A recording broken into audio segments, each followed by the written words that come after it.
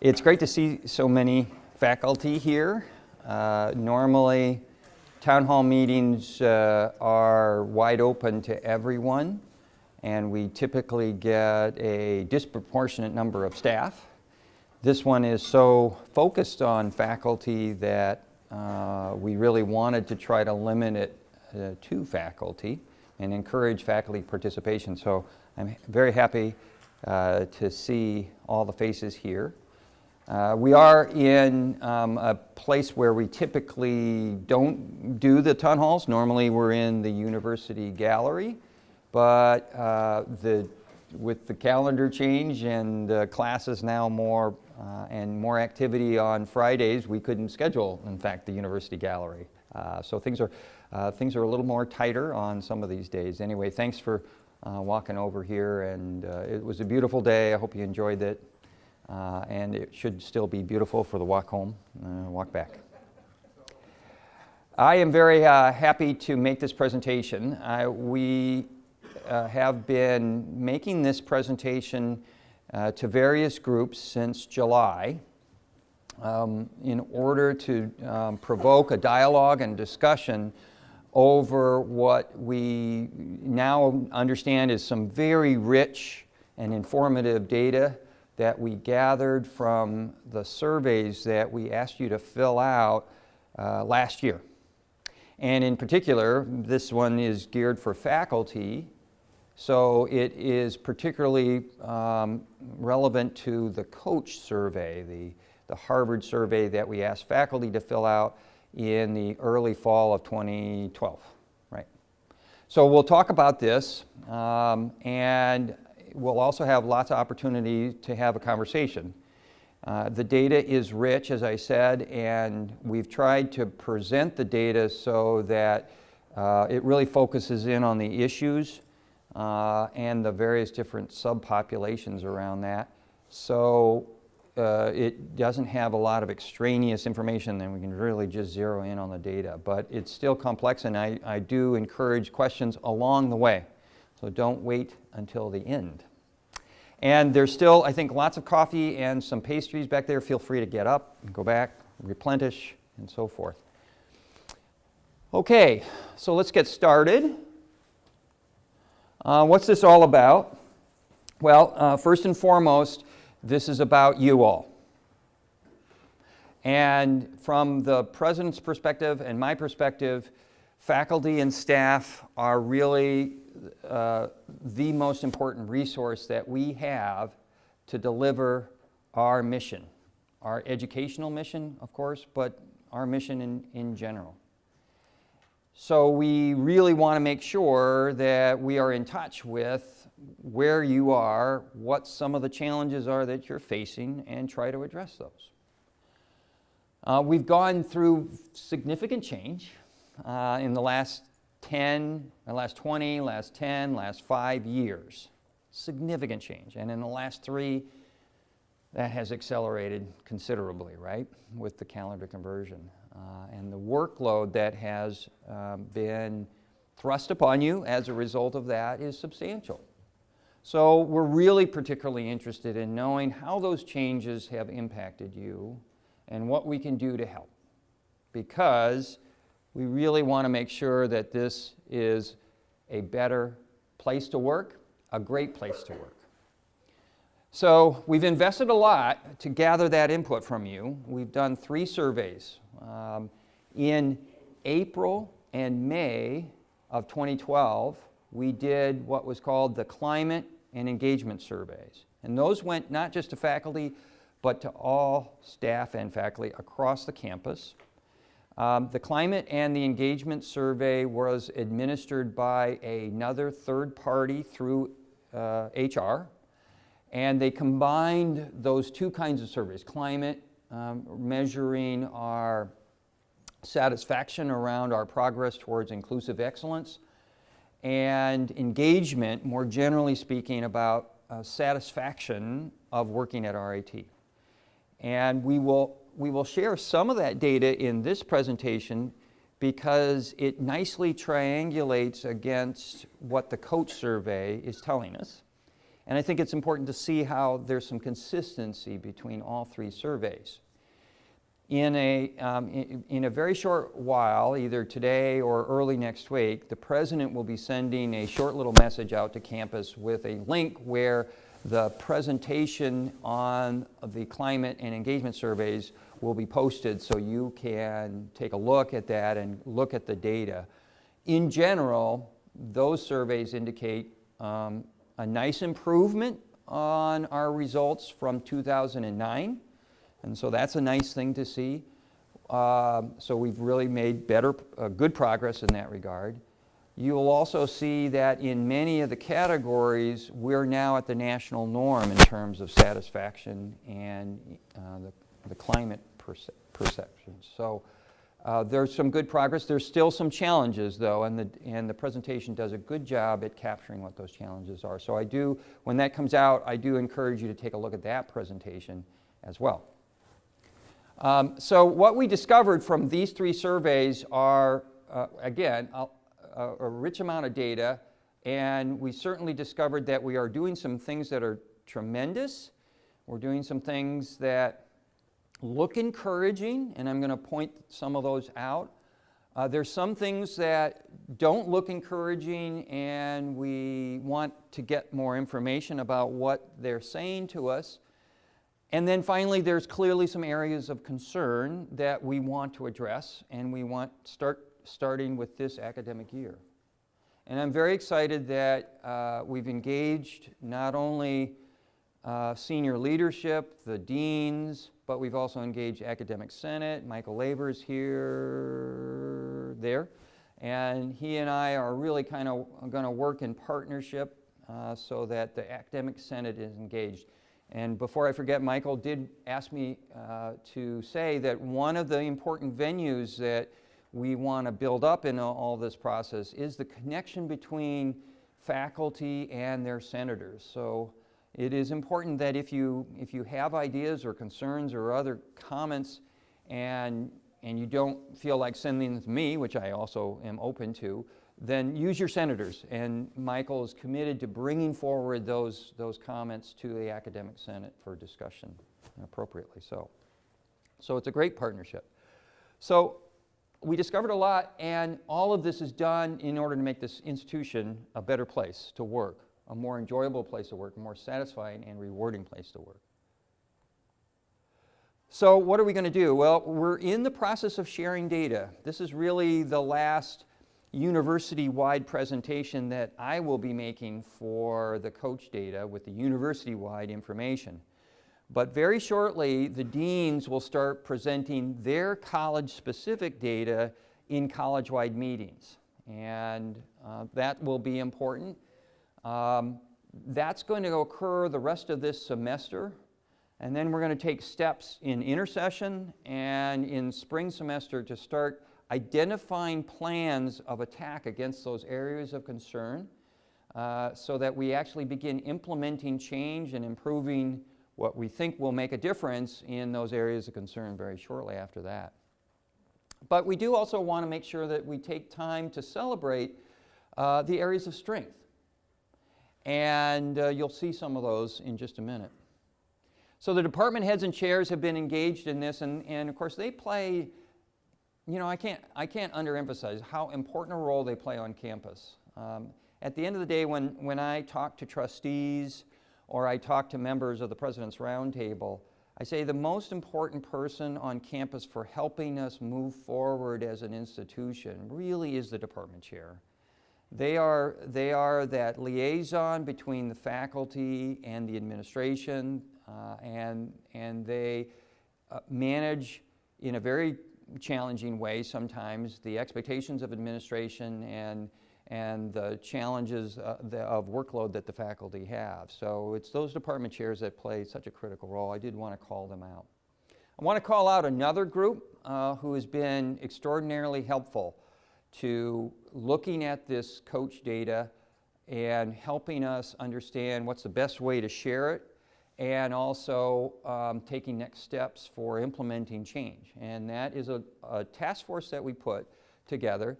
Coach really recommended a task force to help in this process. It's led by Dr. Lynn Wild. You all know her. You also probably know Maureen Valentine, who is the Associate Dean in the College of Applied Science and Technology and also a co-PI on the Advanced Grant. Lori Clayton is the, Lori, tell me what your title is?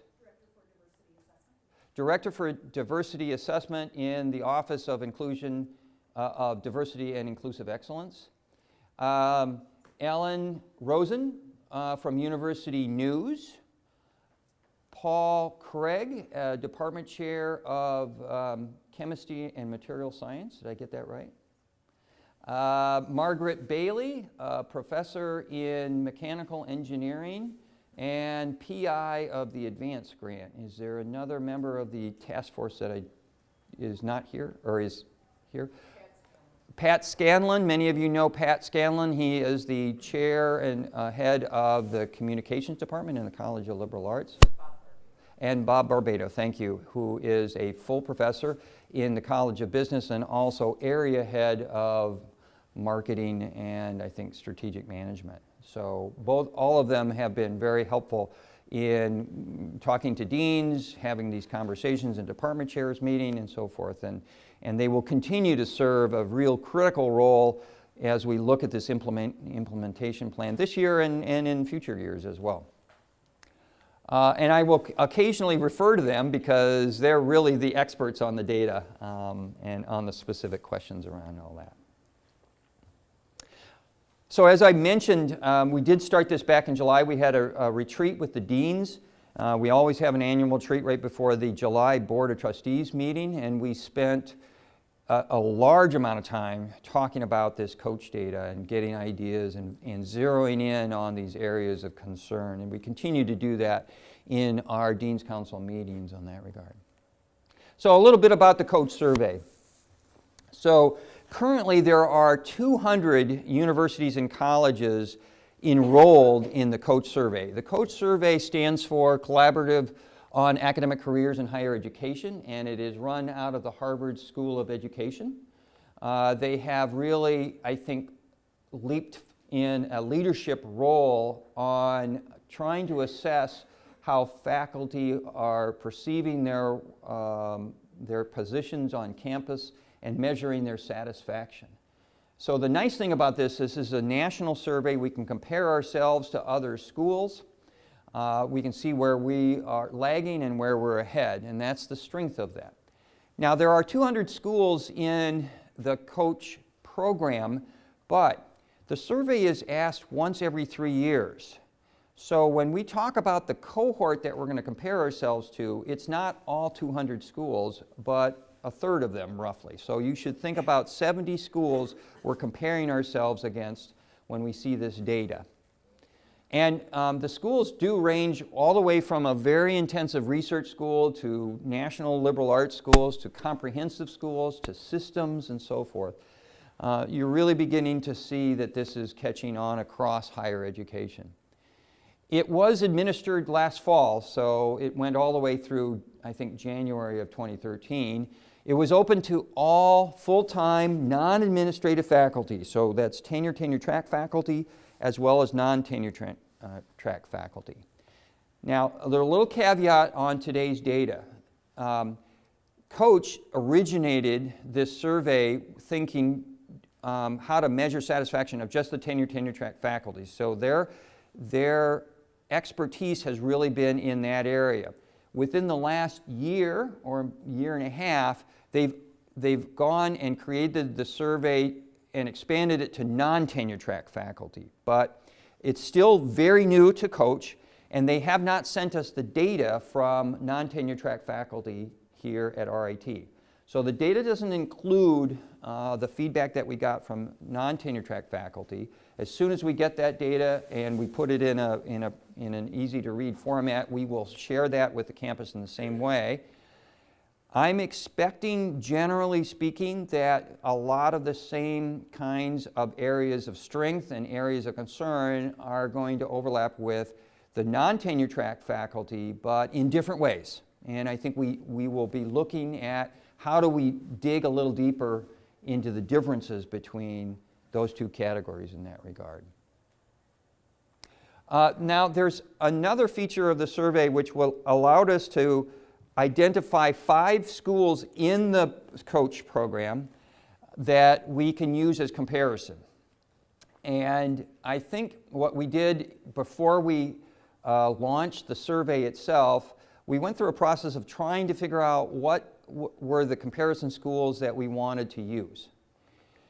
And I think in retrospect, as I look at the schools up there of the comparison schools, while it is nice to know what those schools are doing, it is really important to understand that these are so much different schools than RIT right now.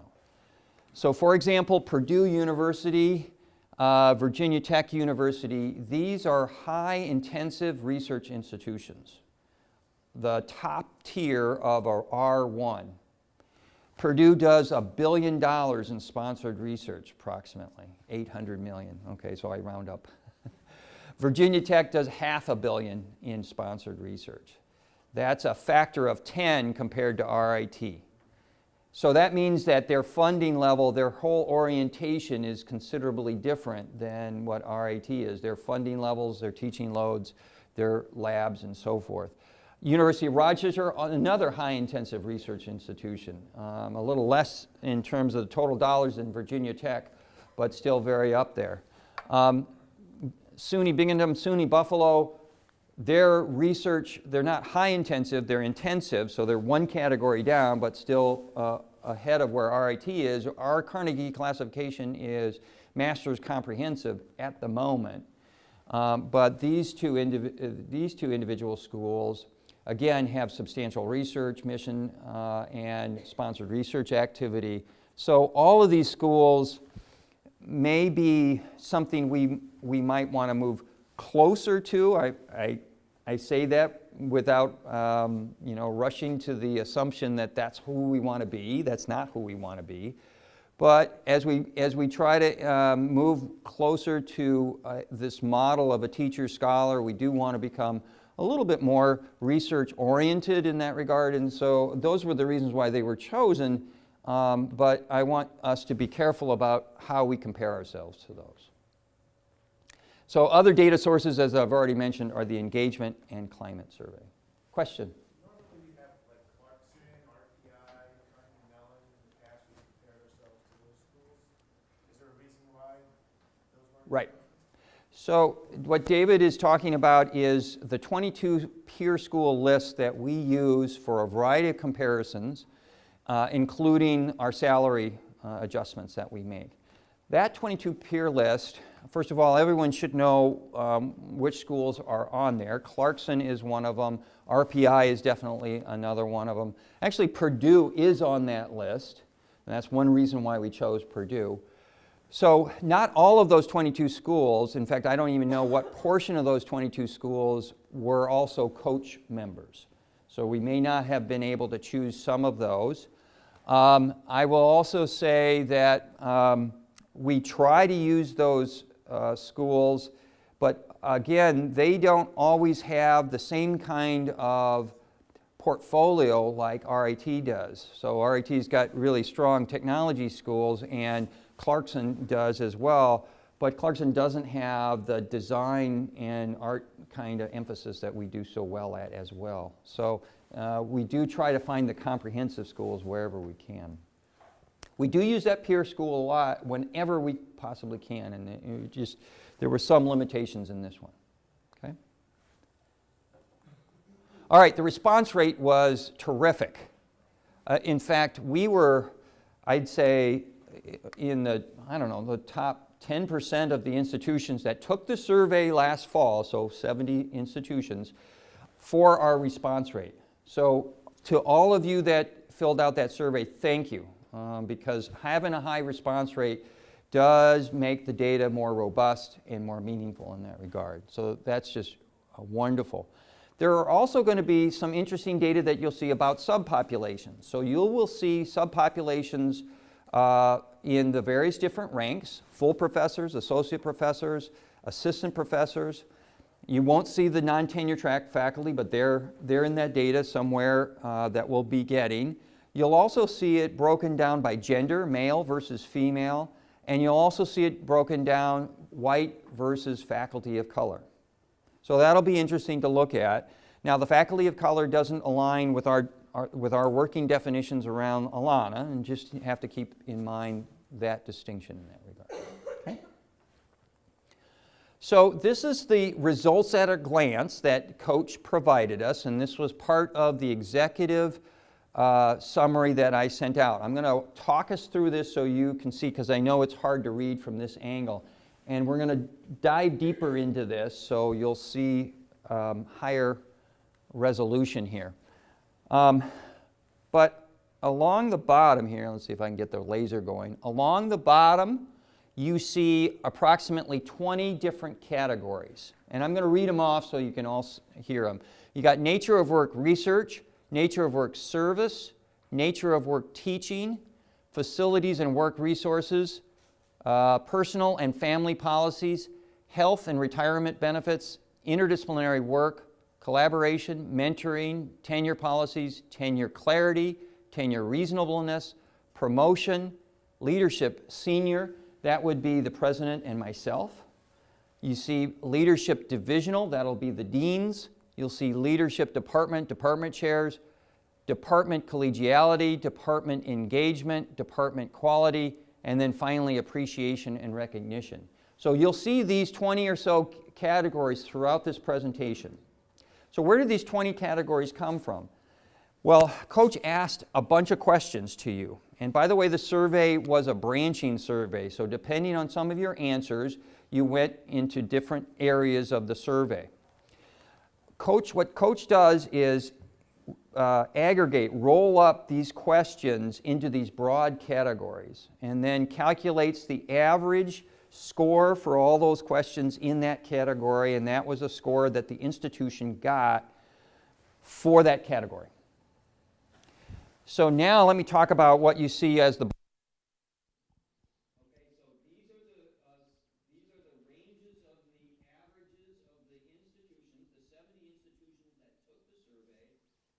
all of 2012, and their scores were, in the case of nature of work research, ranged from a little bit above 2.5 to a little bit above 3.5, out of a scale of 5, because it was a Likert scale. Okay? Now what you see there then is the distribution of the averages of these institutions in this category.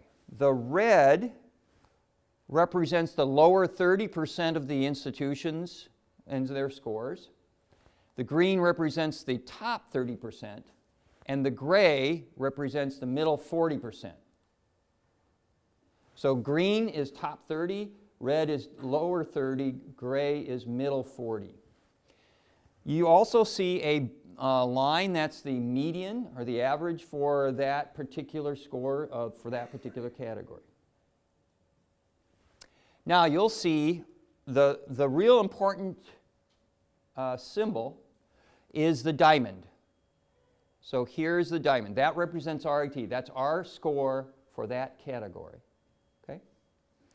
You'll also see, and some are better than others, 5 little circles that are not filled in. So there's a good example of them. Those are the 5 selected schools. So that's where they fell on those categories. So you can now kind of read how this results at a glance is. And of course, this is at a very high level, and we're going to dive into that. But here's how the discussions have played out so far. What we want to look at are, where do we score nicely and where do we score poorly? And then what are those ones that are kind of in between? So starting with the ones where I think there are areas of strength,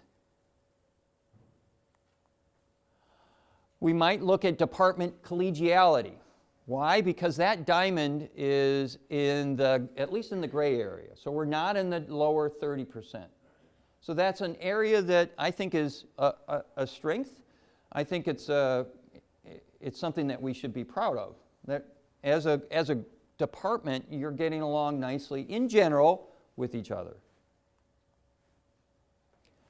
Here's a real strength for us. The family and personal policies, okay? And that's not only HR policies, but it's the policies that we're working on in Academic Senate to make the tenure more family friendly. We'll talk about that a little bit more. The other area of strength clearly is our health and retirement benefits. I think this institution does a very good job at providing robust health and retirement benefits, educational benefits as well to our family members. Okay, so those are things that we should feel good about. Let's not forget that there are some real strengths. Now let's go to the opposite extreme, right? The areas of concern. Well, I could do a little interactive here. I think everyone sees one that is that stands out and smacks you in the face, right? That one right there, promotion. Our diamond is significantly in that lower 30%. So that is clearly an area where we have to dive into and understand what are the issues. Why are faculty so dissatisfied around that? Okay, and we will get into that today, and I want to engage you in a conversation around that in particular. Well, what's another one that the task force and the deans and the department heads really also identified? Well, tenure policies and tenure clarity. And you may say, well, I see the diamond in the red. I understand that, but there's other diamonds in the reds here. When you look at the data in greater detail, you'll see that in particular, our scores in tenure policies and tenure clarity are worse than any of the other ones except for that promotion category here. So there's real issues around tenure policy and tenure clarity. Okay? So if we were just to, say, let's look at the top three and the bottom three, we have one more, and that is around appreciation and recognition. You can kind of see that way down there as well. So what does that mean? We'll have to dive into that. So again, the top three and the bottom three, the strengths and the concerns that we're looking from that at the results at a glance. Strengths, collegiality, family, personal policies, health and retirement benefits. And the concerns, the areas of where we want to make material improvement on promotion clarity. We've added post-tenure mentoring. You'll see that particularly show up. So that's the mentoring of our associate and full professors. Tenure policy clarity, appreciation, and recognition. Okay? Now what I want to do is go back to that results slide and look at some of those other categories that you don't see here, because we want to look at those. So we're going to go back here and now kind of look at those other areas. So we might take a look at collaboration. This is, I call this encouraging to me, right? That we're not in the lower 30%, so we're doing something right at collaborating across boundaries.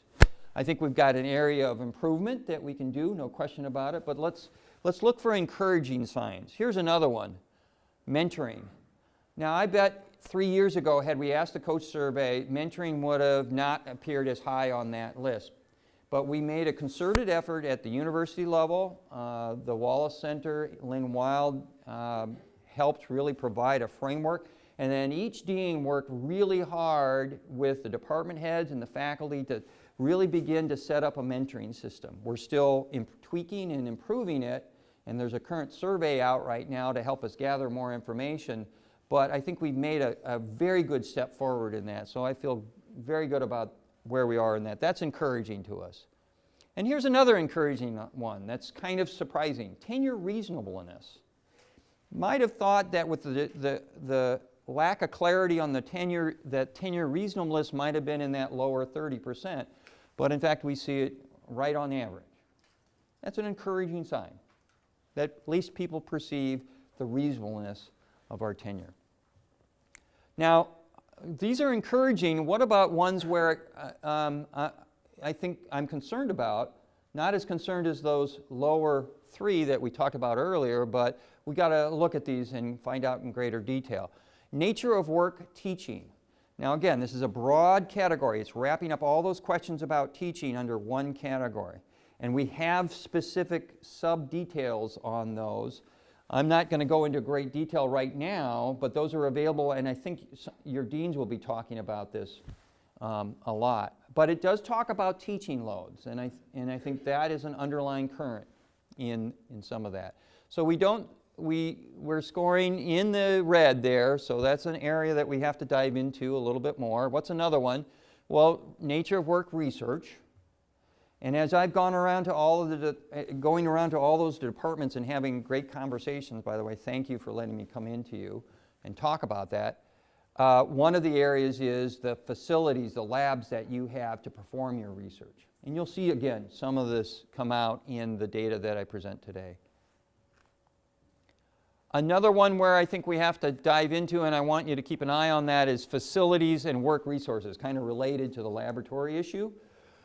And in particular, notice what's interesting is our score is not in the lower 30%, but when we come to one of the last slides I'll show you, where the final question in the survey is, what's the one area that you would recommend as an area of improvement for the university? That's where people got to write in what they thought was important. Facilities and work resources stands out in that. So while it may not stand out here, it does stand out in another question, and we'll look at that in just a minute. Okay? So last one is interdisciplinary work, and this is interesting. So this is a concern, I would say, that we have to explore, that I think faculty don't feel we do enough to encourage or allow even interdisciplinary work. And I think that is something clearly in the future that's going to be increasingly important. So if we don't move this institution to thinking more interdisciplinary, we're going to be really holding ourselves back. So it's an area that we have to explore more on. So there they all are. So in summary, from looking at this middle class, I'd say there's some encouraging signs: collaboration, tenure reasonableness, mentoring. And then we need to dive deeper into nature of work teaching, nature of work research, interdisciplinary work, and our facilities and work resources. Okay? So that's at a very high level, and generally sharing how the data is presented to us and how we might start thinking about diving deeper. So what I want to do now is I want to leave behind the areas of strength and celebrating those, because we can do that, and zero in on the areas of concern and dive deeper into the subpopulations. What are the subpopulations telling us about those three areas of concern, which would be promotion, tenure, clarity, and appreciation and recognition here, okay? Now, before I do that, I forgot this slide though, and that is we're still going to look at those 20 categories, but now you're going to see a little different slide against those subpopulations. So let me explain what's going on here. Now there's another slide after this that has the other, I don't know, there's about another 7 categories here. So you'll see another slide here. But it'll look just like this one. On the top, of course, is our overall mean average score for those categories as an institution. And then you see 1, 2, 3, 4, 9 different columns here, each representing, well, a population, in some cases a subpopulation. So the first one is overall. So then you have tenured versus pre-tenure. And then you have the ranks, so full, associate, and of course pre-tenure would be the assistant professors. And again, the non-tenure track faculty data is not in this. Then you have by gender, so men and women. And then you have by ethnic, white, and faculty of color. So the overall represents those same places where we are in the top 30, the middle 40, and the lower 30. So, for example, this graph really now shows that nature of work research was in that middle 40%. There's the overall comparison to our cohort group. Okay? Nature of work teaching, on the other hand, is in the red, in the lower 30%. So this is the overall. That's good to keep in mind. Again, we're in the top 30% when we look at personal and family policies. And you know, unilaterally we score really well in that category.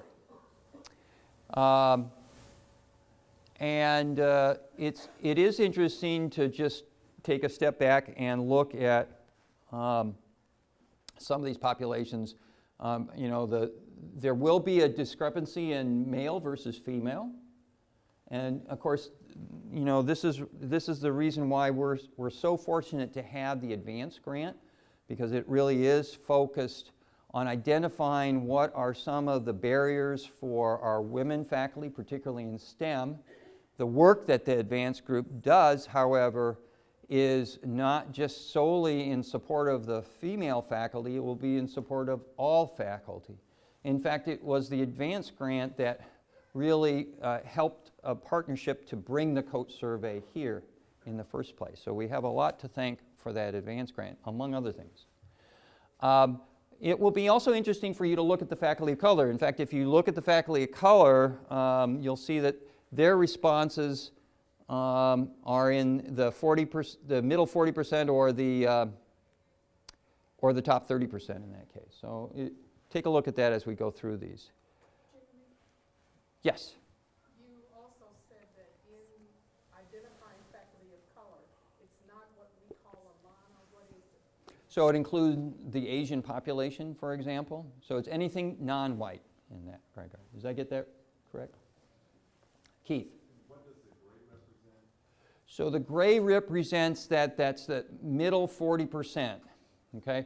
So what it does, it compares faculty of color responses to the faculty of color responses to all the other institutions that are in that cohort group. And in that sense, it falls in that middle 40%. Okay? All right, let's take a look at the remaining categories. There you will see promotion. Again, remember promotion was that really important outlier where we didn't perform well, and it's showing up across every single subpopulation, with the exception of pre-tenure, and there's not applicable, so that's that branching. The pre-tenure faculty didn't answer the question about promotion to full professor in that regard. So fulls answer it, associates answer it, men, women, white, and faculty of color. All scored pretty bad. Leadership senior, I don't know why there's two rows there. There shouldn't be that. It's not like we're trying to emphasize leadership senior in that regard. Trust me, you'll see why in just a minute here. Leadership divisional, again, that's deans. Leadership department, department chairs. By the way, there is big discrepancies among the colleges.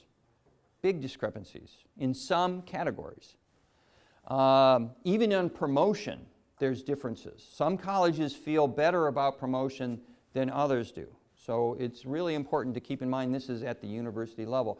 The deans and I are all in agreement that we have to work on this issue.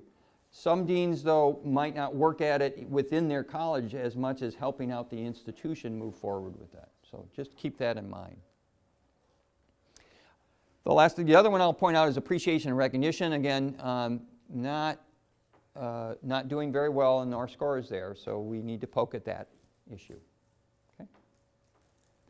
All right, now we're really going to dive into those three areas. So I'm going to start with promotion clarity here. Red, all over.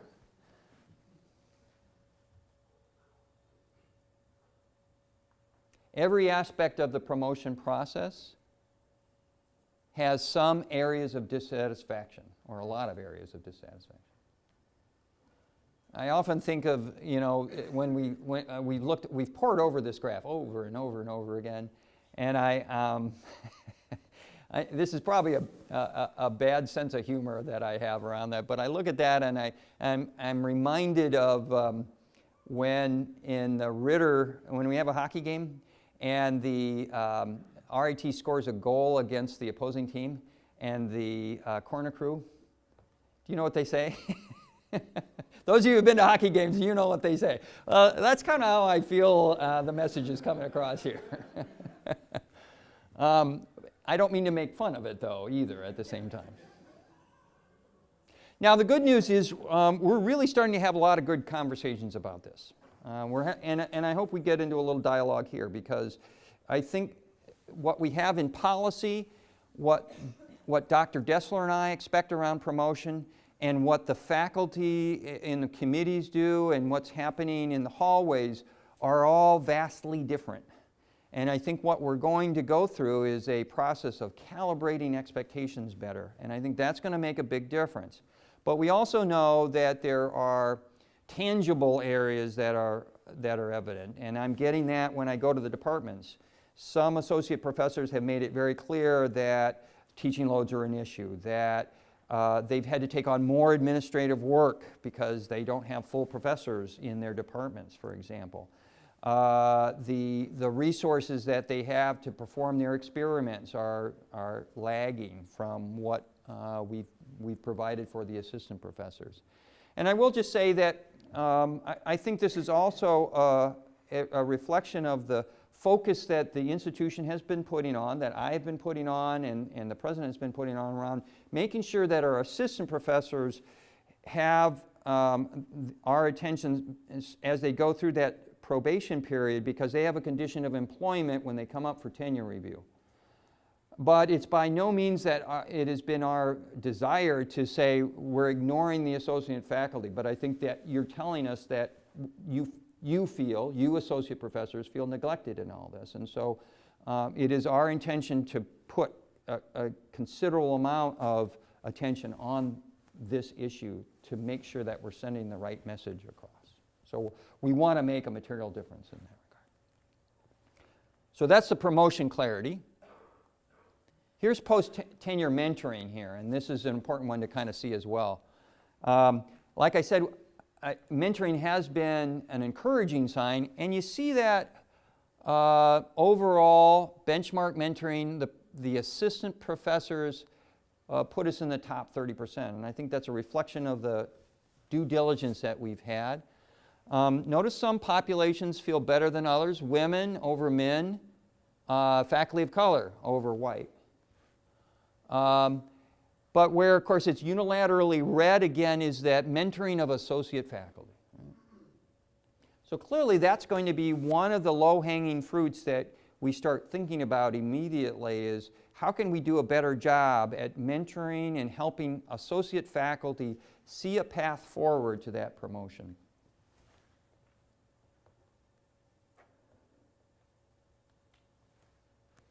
And it's interesting that, that we score fairly well on effectiveness of mentoring outside the department. We put in place some university-wide mentoring components. The Wallace Center has done a good job at also connecting people outside the department.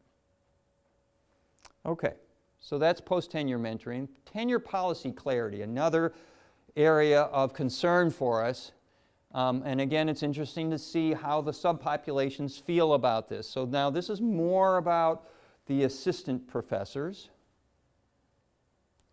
So there you see across all of these subcategories, not across all of them, some were in the middle 40%, but clarity of tenure standards, criteria, process, consistency of messages about tenure. We're scoring low on that regard. Now the good news is the Academic Senate, in particular the Faculty Affairs Committee, has been working very hard all through last year and yesterday, and will continue for the next couple of days, really providing greater clarity on our tenure policy. Get that policy as crisp and as minimal of ambiguity as possible on that. And it's going to take us a while because, you know, the language is important, but it's healthy that this dialogue is happening at Academic Senate where you have a bunch of different eyes looking at this policy. It's going to be a good thing for the institution. And I think also, again, this calibration of expectations is going to be helpful as we move forward in that regard. Any questions over this?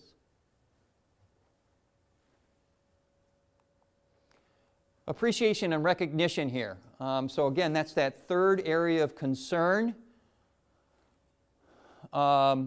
Overall, scoring in that lower 30%, with the exception of the faculty of color. Another manifestation of my humor here, I take a look at the CAO and I wonder what the chief athletic officer has to do about recognition and appreciation of faculty. I'm kidding, right? It's a chief academic officer. That would be yours truly here on that one. So I have some work to do to figure out what I can do differently to recognize the work that faculty do. So do the deans, but again, it varies from dean to dean. Remember that. Department head, a little less. I mean, we're doing better at the department head level, I think. And then, you know, there's school, college valued by the president and the provost, the department valued by the president and provost, the CAO cares about my faculty rank. Well, you know, that last one probably is a reflection of the associate professor. You know, I don't know, but I think about this, and when we get to our discussion opportunity, you can help me understand that. I'm also asked these questions when I go into those departments. Tell me about, you know, how we can make sure that you're recognized in it. We have done a lot of change on campus. We've made a new college, and that has impacted colleges across the campus. Questions? So I'm now going to invite Lori Clayton up, because what we're going to do is triangulate a little bit between what the coach data tells us about areas of concern and what the climate engagement surveys tells us as well. This is I think this is interesting to see the correspondence here. So now we need to get her a microphone. And is she going to be recorded on the... She's not going to be recorded unless I give her one of these. Can I give her this one? Is this the one? Oh, I'm getting the thumbs up. Hang on.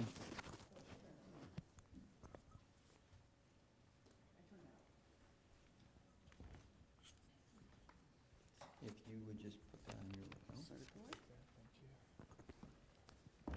All right. All right. Just like that, and then do you have a pocket or? I can probably just here. Yep. Yep. All right.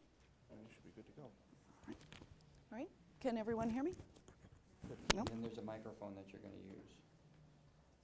Right? Yep, and this will Oh, okay. put you on the speakers. All right. All right. Is that working? All right. Thank you. Sorry about that technical difficulty. Little change here in the program.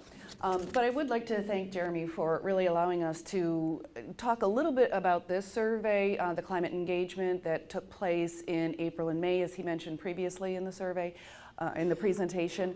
And I always give a shout out to our HR partners, Judy Bender, Kathleen Martin, who really helped facilitate and support the survey, as well as including the climate dimension. So just a little background about the differences in the surveys, and then we'll go through also and talk about response rates. And again, I'm going to focus on those areas that Jeremy's already spoken about. Tenure and promotion, recognition and appreciation, and facilities and work resources, because we do see some of that data going hand in hand. So I think that's important. We've already talked about the time frame, but let's just talk a little bit about response rates, because there are some similarities here. Looking at our total response rate, again, 55%. This includes both our faculty and our staff at RIT. When you look down at the faculty ranks, we had about 40% of our faculty actually participate, which was very positive. In our tenure and tenure track, we had about 327 of the 790 that were in this group, so 41%. And again, for the purposes of today's presentation, we won't talk a bit about the non-tenures. Well, we roll out that the other data from Coach. We'll combine that with our survey. Two questions in particular that I think is important regarding the climate and engagement survey. We had 4 dimensions, and the 5th being climate, but this was particularly around recognition and supervision. So question 16 really speaks and asks both of our faculty and staff around regular feedback. And if you look, now interestingly enough, the 60 to 63% when you disaggregated by faculty rank came in right on par with our overall score, which was about 64% for faculty and staff. So our faculty was right in the mix when I looked across ranks. But when I looked down at question 10 on engagement and climate, one of the things that I thought was important to pull out is when you're speaking around supervisor encouraging career growth, our assistant professors had a 78% favorable response. When I looked at our other ranks, it actually dropped by about 10% and went down to 68%. So we saw a difference by rank. The coach data that I think is important to look at is we had 2 bar charts that coach gave us.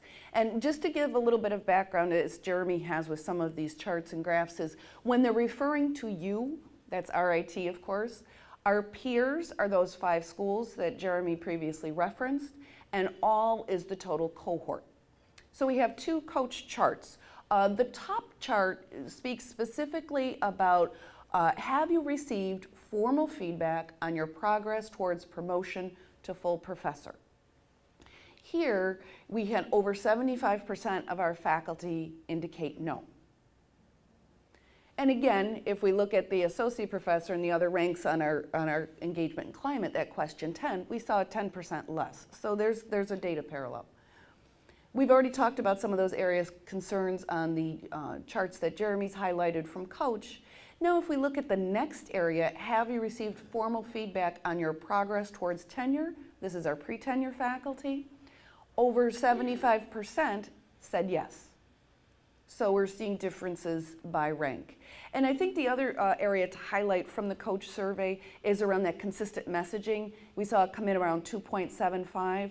So while we saw overwhelmingly our faculty have received feedback, that clarity is something that I think we want to focus on. Appreciation and recognition, this goes into the engagement and climate survey first.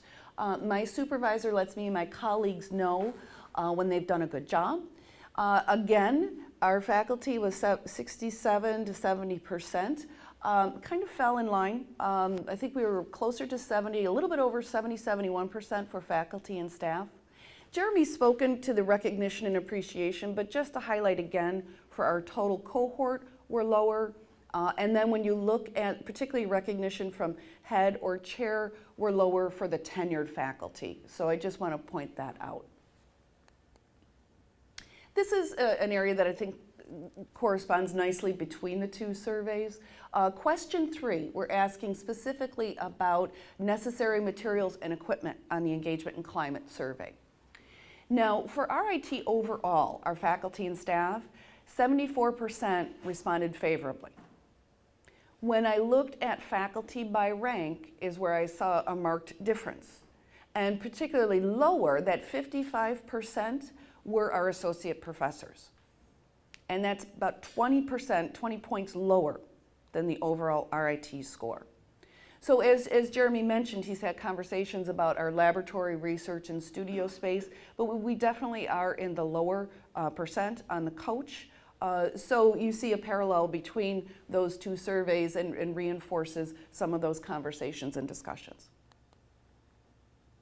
There's 3 other, I think, really key and on a positive note, important data parallels regarding collegiality and coworker performance. You saw Jeremy speak to that as an area of strength from coach, but also was, again, a favorable response on the engagement and climate survey. With the favorable scores, coach, we were 3.88. At the department level, it was even higher. It was over 4.0. On engagement and climate, that over 80% favorable, that's our faculty across ranks. If you're asking where did RIT fall overall with our faculty and staff, we're at 86%. So I think that is, again, a strong connection with the 2 surveys, and I think reinforces that that's an area of strength for us. Our overall job satisfaction, we had 1 question on engagement and climate survey. All in all, are you satisfied with your job? That was a standalone question in that particular survey. We had, I believe, around about in the 70, 74%, something like that overall for RIT. We were lower when I looked at the ranks, particularly for tenured professor and associate. We were about 10% less, 9, 11% less. Now this is compared to the rest of the organization, so that's compared to our faculty and staff. But by rank, our faculty were lower according to overall job satisfaction. Now on coach, the closest question that we have for our faculty is something to the effect of, I would again work at this institution. It's around global satisfaction on the coach. And that really came back strong. We were 3.68 and our total cohort was 3.7. So I do want to reinforce that that was stronger and it was higher on coach versus that overall satisfaction on engagement and climate. I think it's important to look at from our diversity perspective and the lens of our faculty. And regarding, again, we had 17 questions. This was a separate dimension that we added to engagement and made it the Engagement and Climate Survey in 2012. And overall RIT, in terms of effectiveness in promoting diversity, now this is for our overall campus faculty and staff, was 75%. Faculty came in around 65%. And a little bit lower for associate professor at around 59%. So it went down a little bit within our faculty ranks. I did though want to look at coach because we asked 2 questions around diversity. And this one is specific to how you feel about colleagues' commitment to promoting diversity within the department. And that came in, again, on a 5-point scale, it came in at 4.0, 4.07. So again, I think a positive reinforcement. So again, looking between the 2 surveys, we saw some of this data come together and really reinforce some of the findings from coach from the previous engagement and climate survey. And now I'm going to give it back to Jeremy to drill down a little bit. Thank you, Lori. And I think we'll do the switch, right? Let me give you that.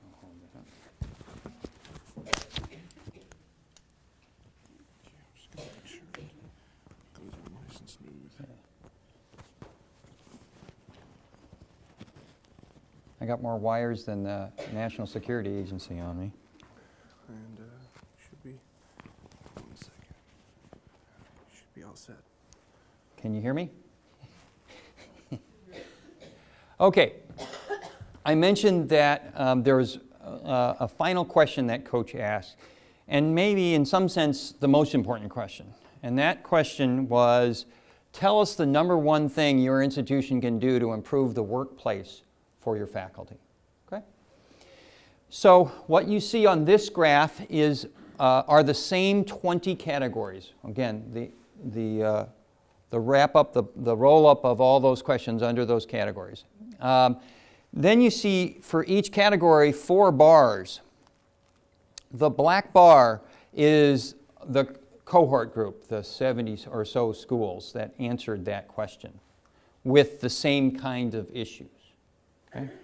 And then you see 3 bars to the left of that black bar. The first bar, which is a lighter green color, is the assistant professor response. The next one is the associate professor, and the last one is the full professor.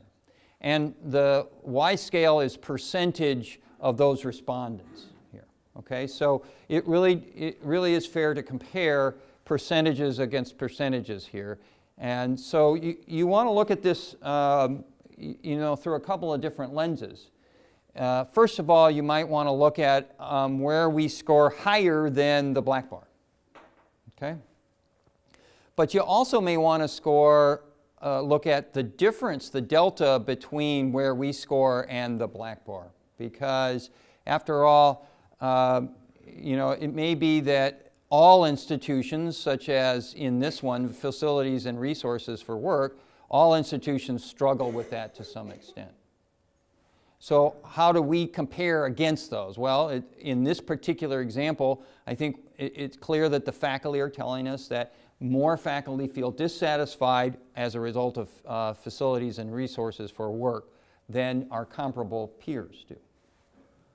On the other hand, here's one where we score nicely on, and look at the difference, the delta between the black bar and the other bars at RIT. So again, a very strong response on how people feel about compensation and benefits compared to our peers in that regard.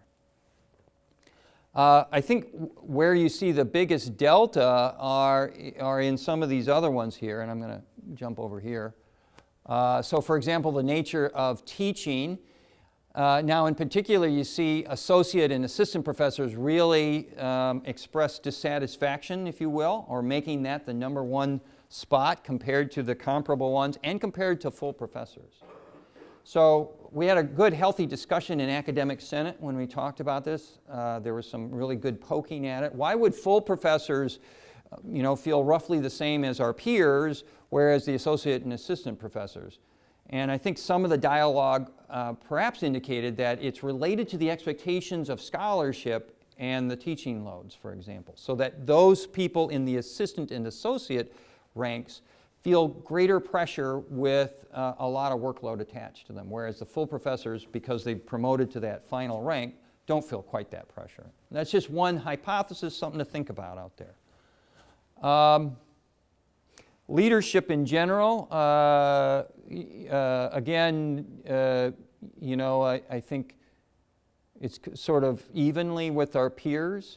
Leadership senior, though, you might say, again, assistants are lower than our peers. The associates, however, and fulls are more dissatisfied with senior leadership than our peers.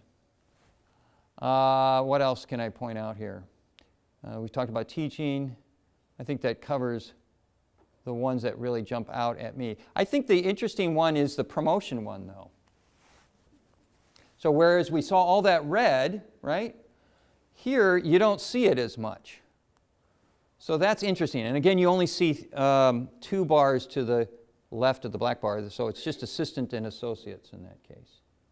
Now, it could be that the perception, when people were filling this out, that they said, well, there's not much you can do about promotion from my perspective. I don't know, and that's why it didn't rank as high as we might have seen it in the red. But again, that's something for us to discuss today in that regard. Yeah, question? So for the other benchmark schools, those are all grouped together and they're not broken out by rank. Is the tenure assistant professor number for RIT, can we tell if that's on par with assistant professors at the other schools?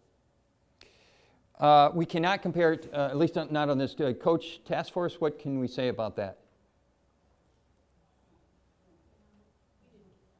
We didn't get how the comparison school scored with the assistant professors.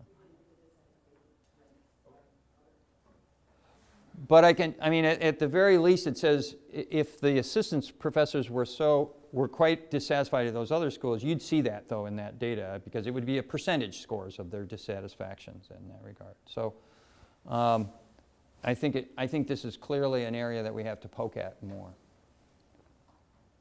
Okay? All right, let's go to, so I just kind of identify some areas where there's great delta differences here. So tenure, teaching, research, facilities and resources, appreciation and recognition again, and leadership in that case. Okay. Again, lots of variations with the colleges. Keep that in mind in all of these categories. So what's happening next? As I said, our first step is to share the data. So we've been sharing the university-wide data with the various different groups. This is really the last big group that we will share this with. We're recording it, so people who couldn't be here today will have access to this presentation. The presentation is posted online, and so you can take a look at it there. The deans will then be presenting in their colleges over the next couple of months. We kind of hope to finish that up before the end of the calendar year, although some colleges may need January or even February to schedule their college-wide meetings on that. But we are already beginning to have conversations on thinking about how we might move forward with a plan to make changes to those areas of concern, promotion, tenure clarity, and appreciation and recognition. And so here you see the work of our task force thinking about what's the best process. And that differs depending on which area you're talking about.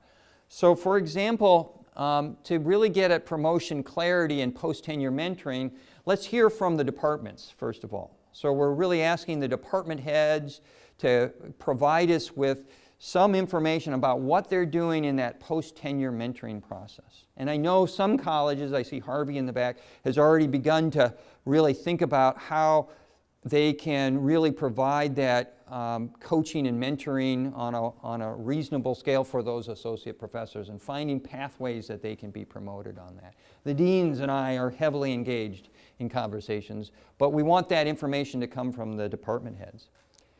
The tenure policy clarity, though, is really the purview of the work that's being done in Academic Senate. And I'm so pleased that we've already got a head start on that.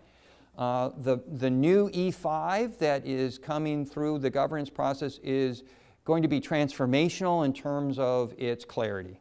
There will be a table of contents, whereas before we didn't have that. The sections will be formatted in a clearer way. And the wording is, which is so important, will be carefully framed and phrased so that we reduce ambiguity as much as possible. And I'm very pleased. Plus, new focus on the family care components of extending tenure on that, and that's going to be a game changer for us as well. So I want us to continue to do that process, and then as we calibrate expectations, I think we'll also make headway on that tenure policy clarity. Now, the appreciation recognition, I would love to hear from you, either in this setting or in emails or in when I come to departments, about what is it that we should be doing differently to show appreciation and recognition, and how does that take shape? I've been getting some good emails already from faculty in that regard.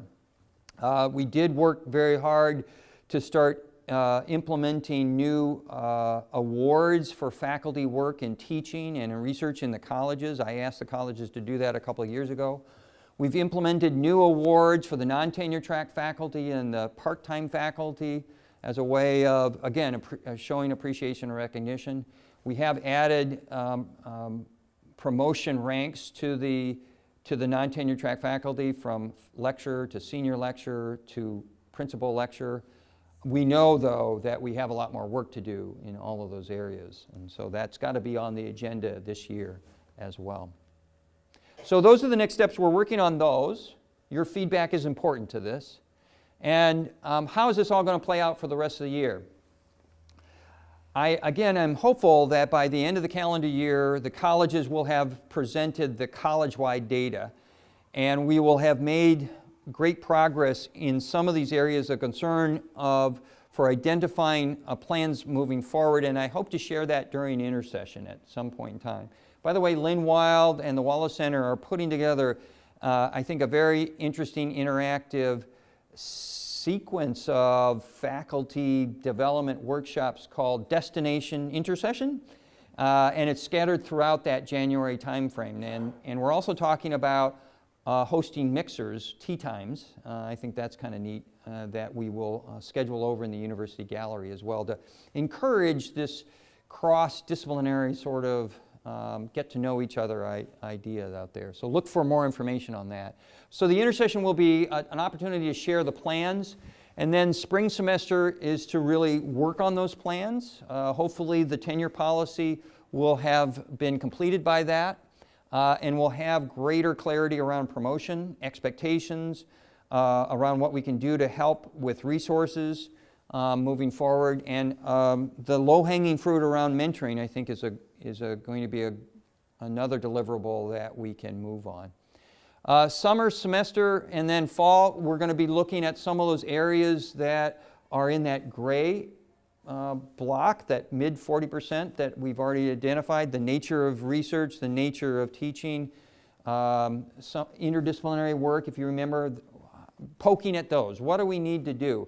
And we will also be looking at focus groups that are facilitated by a third party to help pull out more narrative from the faculty to get us a deep dive in those areas as well, because sometimes the data doesn't tell the complete story. And that's it. So that's the next step. This is not a one-year process, though. I think we have to keep in mind. And that's why Coach is very deliberate about a 3-year cycle. They give the survey at the beginning of the 3-year cycle, and then They work with the institutions for the next 2 years on improving those lower scores with the expectation that we're going to make a material difference in raising them for the next survey as well. And we're committed to doing the coach survey again and continuing to do that while we really measure the impact of all this change that is happening at the institution on our most vital resources, which is our faculty and staff in that regard. So you all here who made the effort to come and be a part of this town hall meeting have the real opportunity to help create a dialogue that will get recorded out there. And your ideas and thoughts are going to help inform the task force, myself, the deans that are here, think about what we need to work on in the next couple of months. So I'm going to open it up to questions or comments. The floor is wide open here. The topics are wide open in that regard. So let's start here. I have a question.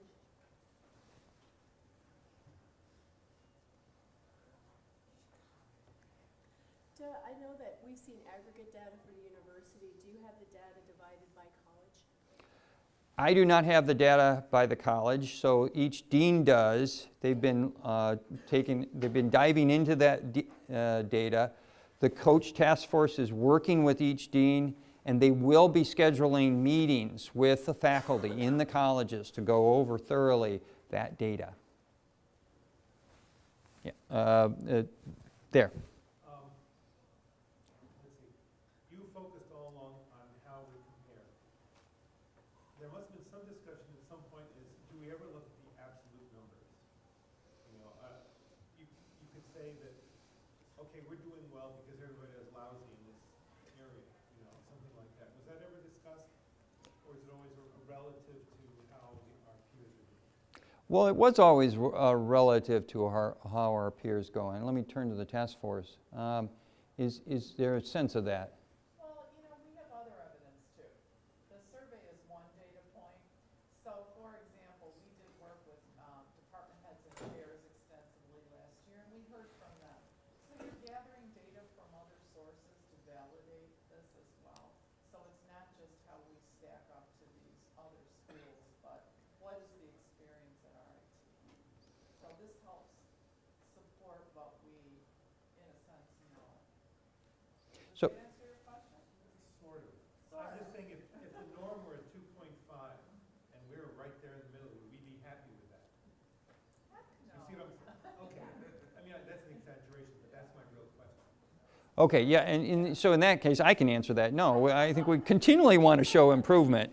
This is a baseline effort here that we're taking a snapshot of, and clearly our focus is on, well, where do we compare poorly to? Because that's real information that we should be doing a better job at. But do we settle for where we are in all the other categories? No, I think we really want to move the needle forward in all of them as well. The question for the recording, for the audience that might be looking at this, was data that we use relative to the other institutions versus absolute, and really the bottom line was, you know, are we happy even if we're average? And the answer is no. We of course we want to improve all our scores in that regard. Yes.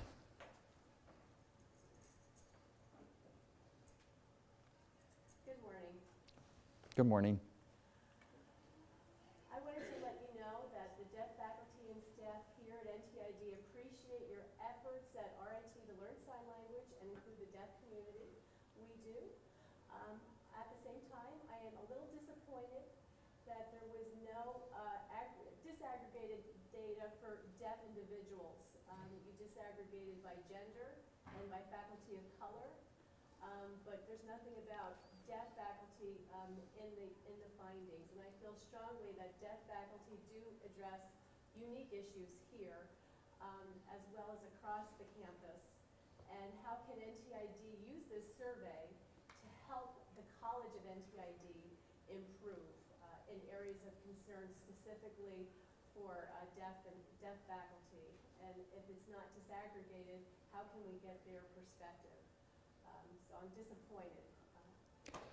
So the question was, why is there not data specific to the deaf faculty? and how can the input of the deaf faculty help the college NTID make material improvement on its issues. It's a really valid point, and thank you for raising that. Unfortunately, the answer is relatively simple but not satisfactory to you, and that is it's a limitation of the coach survey. Or they're going to correct me on this. Wait a minute. Yeah, the NSF Advanced Grant, one of our areas of study is faculty who are deaf and hard of hearing. So in the survey, one of the customized questions we asked was for faculty to identify with hearing or hard of hearing or deaf. And we just received back data from Coach last week on their data. So we are studying that. And Sue Foster from within NTID is leading a very vibrant team of researchers and faculty from NTID in better understanding the lived experience of faculty within NTID and having programming around supporting it. So it has been an area of significant interest on the advanced grant, and we were able to extend it by asking that question. Great. We had to ask it because it's not data that HR categorizes, so we needed to ask that question. So I'm so glad I'm getting my return on investment that I put in the task force here. I mean, I'm kidding. They're doing that for free, and I thank that so very much. So thank you. I stand corrected. They did ask for the purposes of the recording, they did ask a specific question regarding our deaf and hard of hearing faculty. The data just arrived, and they're analyzing that. And I'm sure that data will be particularly shared with Jerry Buckley and the administrators in NTID in that regard. The other thing I was going to add is that what about our climate and engagement survey? They also? No, unfortunately for climate engagement, we did not ask that special question or embed it. So going forward in the next iteration, we'll be sure to add that question. Great, terrific. And just also to add, and Charlotte brought this up earlier, we have, at the same time we received the deaf and hard of hearing data, we also received our faculty of color data disaggregated by groups and gender as well. So that came at the same time from Coach, so we'll take a look at that information and be sure to get that out. So terrific. Lori just shared that in the future, the question that we asked on the Coach survey relative to the deaf and hard of hearing will also be asked in the climate engagement survey so that we can, again, triangulate this information for us in that regard. So wonderful. Thank you. Other questions or comments, please?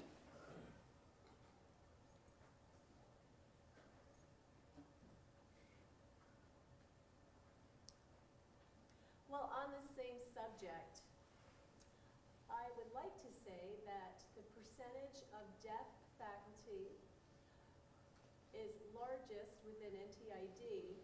However, at the same time, there might be other colleges that are growing the percentages of deaf faculty within an individual college.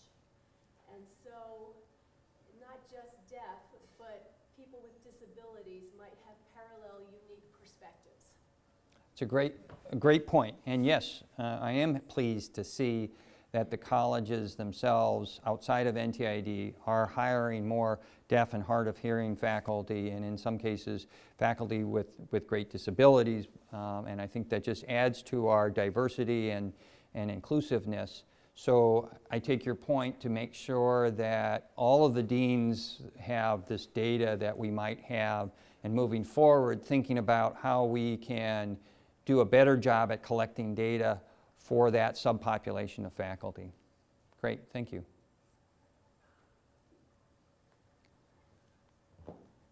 What stands out to you from what you saw today and what you've heard about the coach as either areas of success that we should feel good about or areas of concern that you saw today? What stands out?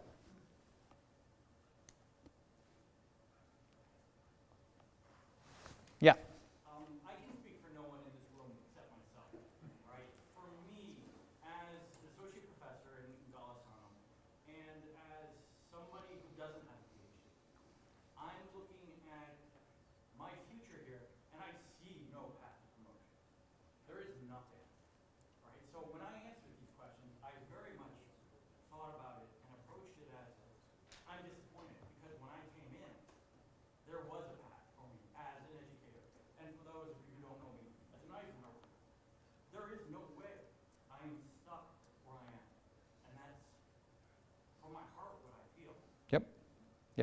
And this is a very common theme that we are hearing in my conversations with the faculty, and it's what the coach task force have heard, it's what the deans have heard, in particular in Golisano College and in Cass, where we have a large number of faculty that don't have those terminal degrees. So, this is interesting because I think what we're having conversations with is, first of all, we haven't been, I think, deliberate with you at sitting down with you and figuring out what might be some pathways for you. Now, we can't do that until we really have an understanding of what the policy E6, which is on promotion, really says. And I think that one of the core sentences in that policy is in section 2 there, and it says, I'm going to paraphrase it, so don't shoot me right now, but I'm going to paraphrase it, something to the extent that, taken as a whole, what we look for promotion to full professor is excellence. Taken as a whole, meaning across the 3 broad areas of faculty work, teaching, research or scholarship, and service and leadership, taken as a whole, what we're looking for is excellence. Now, in some of these settings, when I've had conversations with heads, when I think we talked about a little bit in academic senate, the interpretations of what that sentence meant varied wildly. Did it mean that you had to be excellent in all 3 categories? Does it mean you have to have excellence in research? Because there's often a perception that that's the only path forward. And I can tell you that the deans and I are engaged in a conversation about what does that really mean and how can we calibrate this so that there are pathways for you, and what do we need to put in place? Now, it's not just a pathway. I know that there's also teaching load issues in your college, for example, and there may be resource issues in that regard too. So I think while I hear you loud and clear that you're disappointed, I take that on as a challenge of how we might make sure that we do everything we can to rectify that situation. To follow up on that, the other, I realize that the yearly, what do we call it? The yearly Annual evaluation? The annual evaluation that we get is separate than promotion. But in our college, in the annual promotion, if you are not rated as doing satisfactory, your overall grade gets demoted. And so that again is telling me if I'm not at least good, if I have a year that's below in my scholarship, if I have an off year and I don't publish something, I'm going to get punitive damage across the board for that year. And that put together with the view of what I think right now the tenure process is, I'm screwed. I mean, that's kind of how I'm feeling. Yep. Understandable. I can completely see how you might feel on that, and I think there are probably others in this room that feel exactly the same way, because I know that they're out there. There's a large group of you in those, particularly in those 2 colleges, but other colleges as well, probably. And I would say to you that these conversations that we're having here, that we're having in the deans and the department chairs, are all about calibrating expectations. So the work that we do there, even if it's around ostensibly promotion, will trickle down to our notions on evaluations. And I know that the advanced grant is particularly interested in making sure that the university does as consistent a job of what we mean by the various different rankings when we do our annual evaluations, because those are, when we're inconsistent, it's when those result in feelings of unfairness, feelings of that there's no opportunities, feelings that you're being demoted or penalized, even though in other areas you're excelling at. So I think between all these different activities that we've got going, whether it's the advanced grant or the dialogue, it is my hope, it is my expectation that we make material progress on that. Question back there.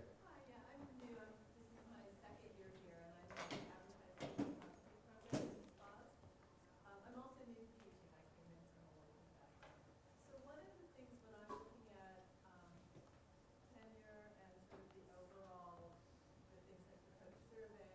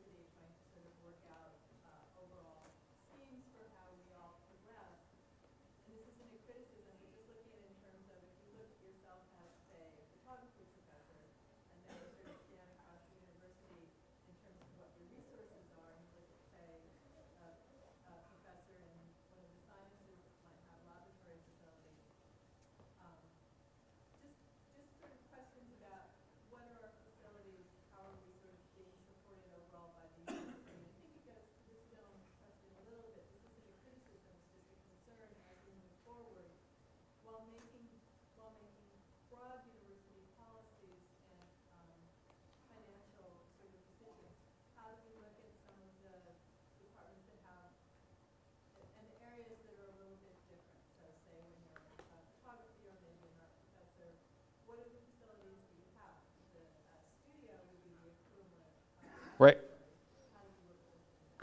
Yeah, and I'm sorry, and when I say laboratory, I was in my own mind including studio, the work that they do, because I know that that's an equally important resource to the faculty in the arts.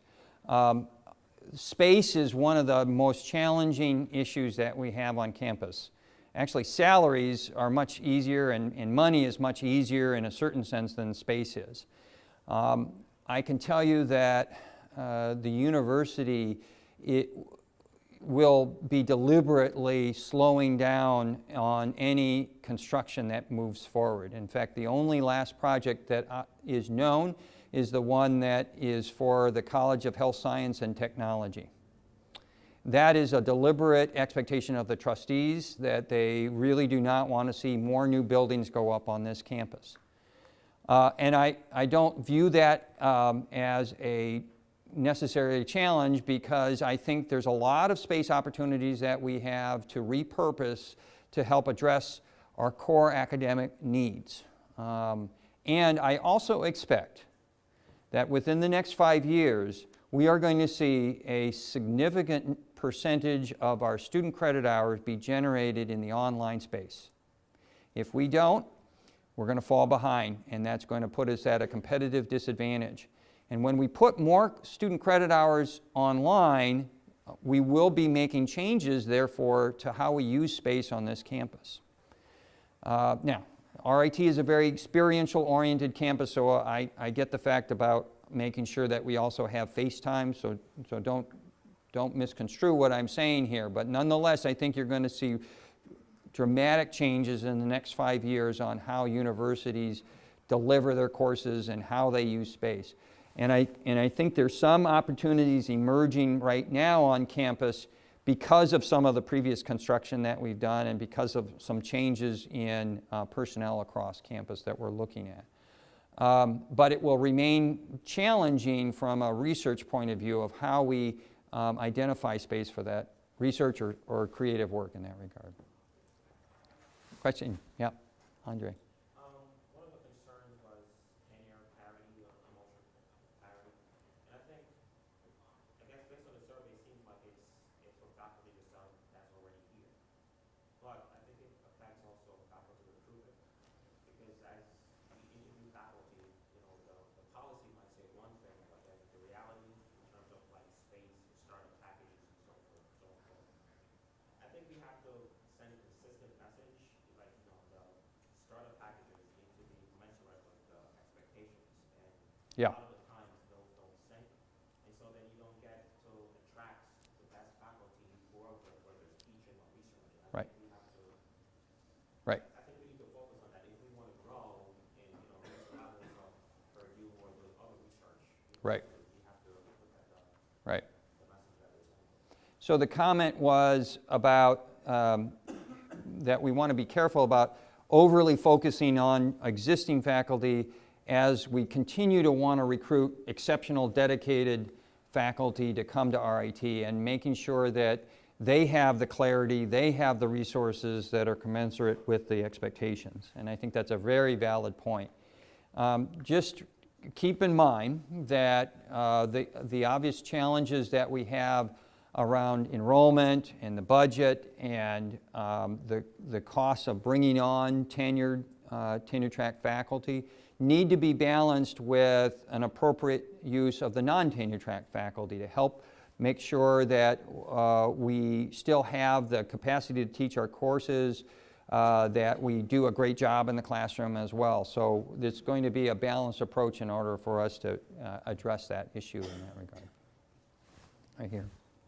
First of all, I wanted to publicly thank you for being so fast to respond. We've emailed several times to Kevin Williams, and you've always responded quickly, and I'm very appreciative for your transparency and for this talk, so thank you for that. I'm a lecturer, and I have to admit that I'm really dismayed at the fact that our data is disenfranchised and totally uncoupled from the climate data of this presentation. I understand that it's forthcoming, but it will still be uncoupled Yeah. from the aggregate data. And Yep. so when I hear people say, well, we're getting a sense of the climate, we're really not, because from what I can perceive, RIT is moving to a lecture lecture-driven classroom, where we're adding More and more. class, Mm-hmm. and that's the hamster on the wheel here. And I think that that's a real issue for looking at the academic future of this university. And then one last comment is, and I'll couple it with one of my colleagues, I think that we need to begin to factor into some of our assessment the fact that we're a bilingual campus, that we actively support American Sign Language and English, and those live in harmony. And hopefully, we recognize that. We're not a disability. This is not a disability college in NTID, that it's a bilingual college. Mm-hmm. And I don't think that we've moved that up the ranks enough. Mm-hmm. I don't think that, and when we see these. To appreciate that. I don't see, I think that at times we have to deal with some of those issues of integration of language and culture, and they get glossed over as issues of disability, accommodation, and access. That's a great point. There's two really important points that Kevin made. One was a disappointment that, again, the data for non-tenure track faculty, lecturers in particular, is disaggregated from the data that we saw today. That's a limitation of the coach mechanism right now. As soon as we get that, we will be putting that out there across the campus. That'll be my responsibility. And we'll be having conversations with the deans. Okay, let's really take a look at that data now and say, what do we need to look at? Because you're absolutely right. The future of RIT to a large extent does depend on a very healthy, satisfied, and included group of full-time non-tenure track faculty as well as part-time faculty. And I know that we have areas of weaknesses of how we perceive we're treating you as a subpopulation there, and we have a commitment to make that a better place for you all to work. It will take time, and again, policy change is part of that. The other comment that he made, I think, is very interesting, and that is that really RIT, and we are blessed by this. This is such a unique situation for an institution of higher learning to have the deaf and hard of hearing population that we have. It really is a bilingual campus. There are two languages really embraced here, of course the English language and American Sign Language. And the notions of not only language but culture of this important population of students and faculty, it presents both opportunities and challenges that we can't gloss over, we can't just assume is put off in the disability area. So I'm glad that you shared that with us, and it's given us some food for thought.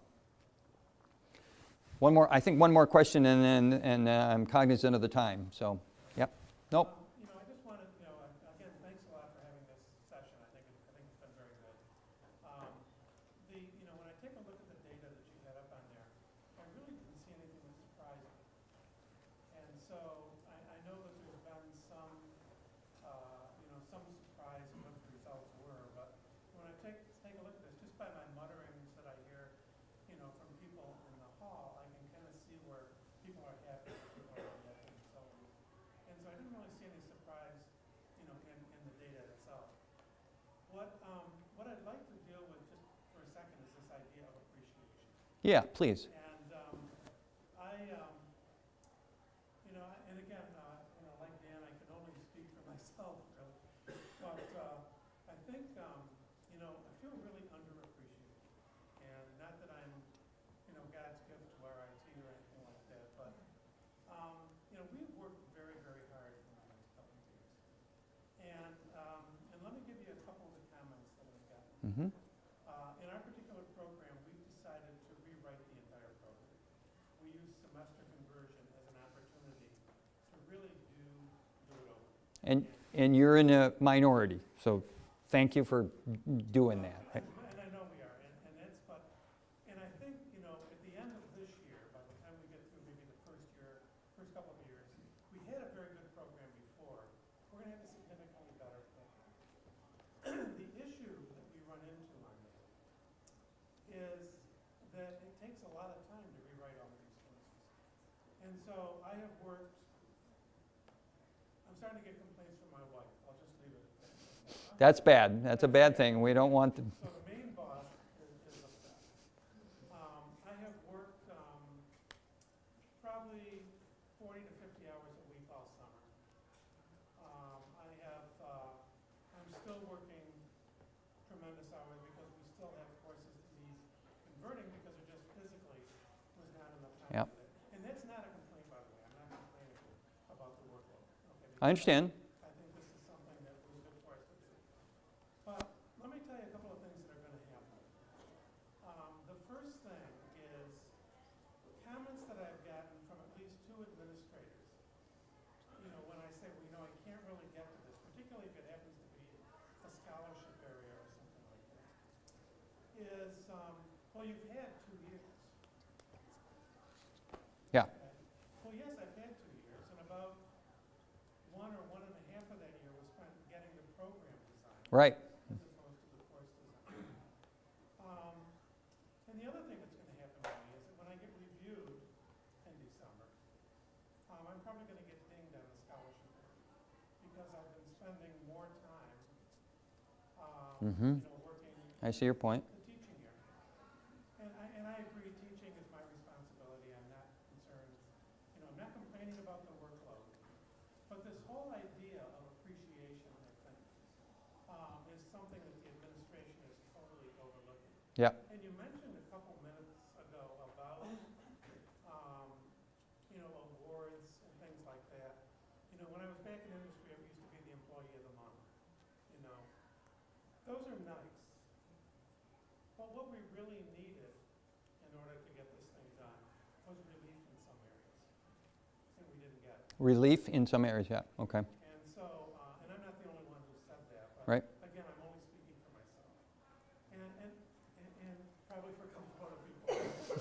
So I think this is an area, when I look up there and I see, you know, appreciation and things like that, and I'm not angry and I'm not, you know, but I'm going to tell you, you know, it's, I am going to, I'm not so much angry as disappointed. Yeah. That I think what I will find when I eventually get my review for this year. Yeah. And it'll be because, for example, in our college, our policy is if you get a 1 in any area, you know, that's what you're reducing it. Now, maybe I won't get a 1 in scholarship. I mean, I've got a paper, I'm working on a grant and things like that. But if I take a look at, you know, what could potentially happen to my review this year, much of which I feel I have no control over,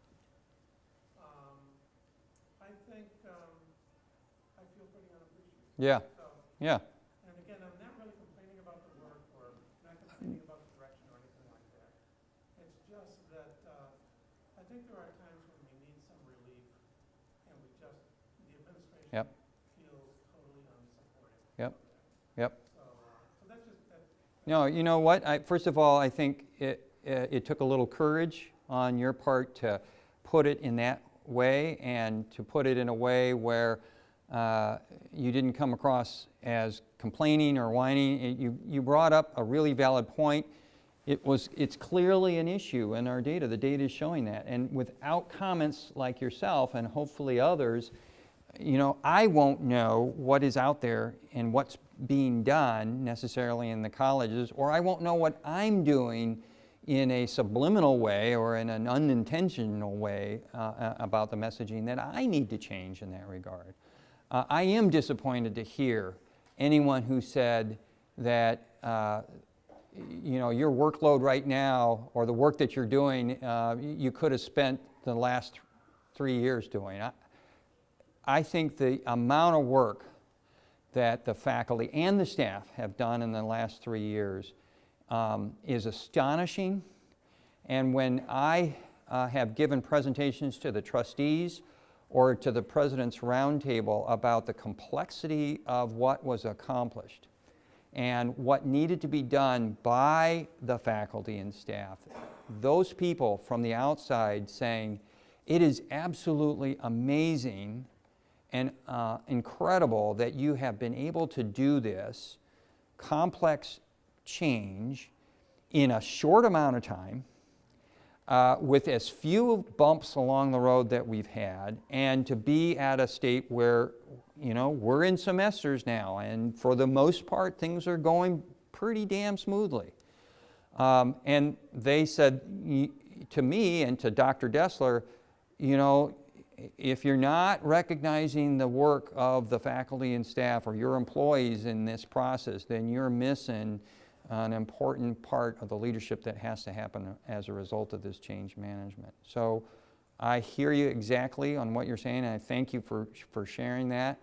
I think it really does deserve good conversations with the deans and with the department heads around exactly this issue, and we will have meetings with the department heads in the issue, and I think this is on my agenda to nibble at.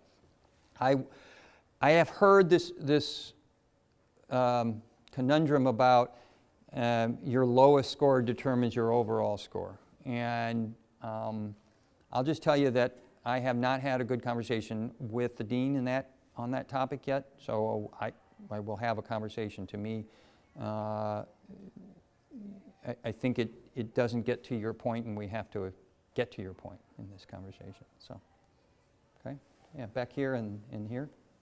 No, right here, yeah. Okay. So I'm a junior faculty member, and going to this sort of sense of expectations, it seems the tenure stuff is being dealt with on a university level. Something I think we see, certainly, again, I can only speak to my own experience, this on the theme, in my school, is that I hear a couple things from senior members of the faculty that include, I don't know if I get tenure here now, because the expectations are changing, and this is the way things were done when I was pre-tenure, so we can still do it that way. So this happens, we have no control really over our teaching, our course assignments and things like that, because these are done on committees that we don't run. And it said, oh, well, if you're going to get several new preps a year, that's the way it was 7 or 8 years ago when I started. So it's great to have the university as a whole try to clarify things, but there are still places where that sort of alignment of expectation doesn't happen at a low level that affects us inside our departments. Yeah. And I don't know if there's any way to deal with that. Well, one of the ways that we have dealt with it, which is substantial, is that we've made dramatic changes to the teaching load for the assistant professors. So we unilaterally brought that load down to, under the quarter system, it was 6 courses a year. It should be down to about no more than 5 courses. In some cases, it's lower than that. Now, that meant that the associate professors and full professors had to pick up some of the slack in that regard. So there is a change in the operations that the full professors didn't have when they were going through tenure in that case. So I just wanted to point that out. But you bring up a good point that expectations are much higher for assistant professors, and calibrating that workload against those expectations, we continue to have to think about and make progress on in that regard. So it's a good point. I think we should take one more. So Sharon, and then we'll draw it to a close.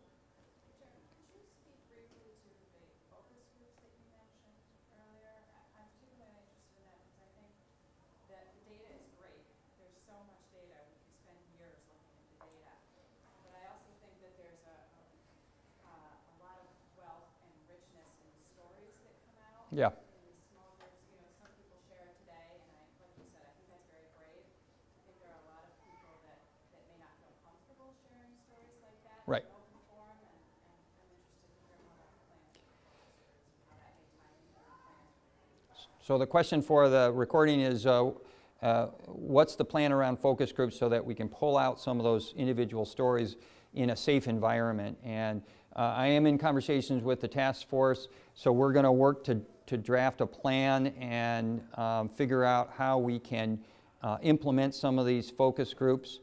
I think our expectation will be that through the next 3 or 4 months that we would roll out not a huge number of focus groups, a limited number of focus groups, but they would be facilitated by a third party so that we really get that flow of information in a safe environment and poke at some of these big areas of concern that we're hearing, but also keeping it wide open so that other comments can flow. Well, we're at the close of our time. I want to thank you for your attention, your time, for your walk over here. I hope the walk back is nice. Please don't take this as the only opportunity to submit your thoughts or ideas. I'm open to email. You know who the task force are. You can share their thoughts with them. Your senators are another good source of bringing issues to the forefront of us. And I hope that you're engaged in the college discussions as they move forward. I have a strong interest and a commitment that we will make material progress on this over the next year and in the future years as well. This has got to be a priority for us if we're going to move to our aspiration to become really a great university, a national university. We've got to make sure that the faculty and staff feel that this is a great place to work. So thank you very much. Have a great day and a great weekend. Our mission. Our educational mission, of course, but our mission in general. So we really want to make sure that we are in touch with where you are, what some of the challenges are that you're facing, and try to address those. We've gone through significant change in the last 10, last 20, last 10, last 5 years. Significant change. And in the last 3, that has accelerated considerably, right, with the calendar conversion.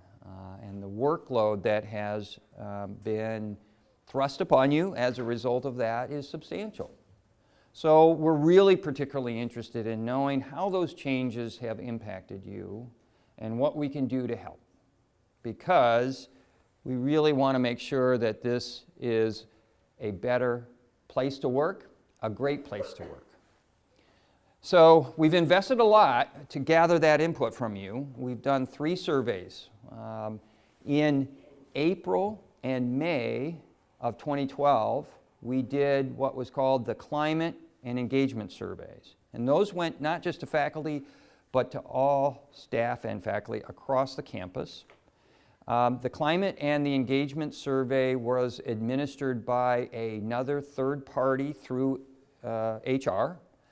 And they combined those 2 kinds of surveys. Climate, measuring our satisfaction around our progress towards inclusive excellence, and engagement, more generally speaking, about satisfaction of working at RIT. And we will share some of that data in this presentation because it nicely triangulates against what the coach survey is telling us. And I think it's important to see how there's some consistency between all 3 surveys. In a very short while, either today or early next week, the president will be sending a short little message out to campus with a link where the presentation on the climate and engagement surveys will be posted so you can take a look at that and look at the data. In general, those surveys indicate a nice improvement on our results from 2009, and so that's a nice thing to see. So we've really made good progress in that regard. You will also see that in many of the categories, we're now at the national norm in terms of satisfaction and the climate perceptions. So there's some good progress. There's still some challenges, though, and the presentation does a good job at capturing what those challenges are. So when that comes out, I do encourage you to take a look at that presentation in that regard. So a little bit about the coach survey. So currently there are 200 universities and colleges enrolled in the coach survey. The coach survey stands for Collaborative on Academic Careers in Higher Education, and it is run out of the Harvard School of Education. They have really, I think, leaped in a leadership role on trying to assess how faculty are perceiving their positions on campus and measuring their satisfaction. So the nice thing about this is a national survey. We can compare ourselves to other schools. we can see where we are lagging and where we're ahead, and that's the strength of that. Now, there are 200 schools in the coach program, but the survey is asked once every 3 years. So when we talk about the cohort that we're going to compare ourselves to, it's not all 200 schools, but a third of them roughly. So you should think about 70 schools we're comparing ourselves against when we see this data.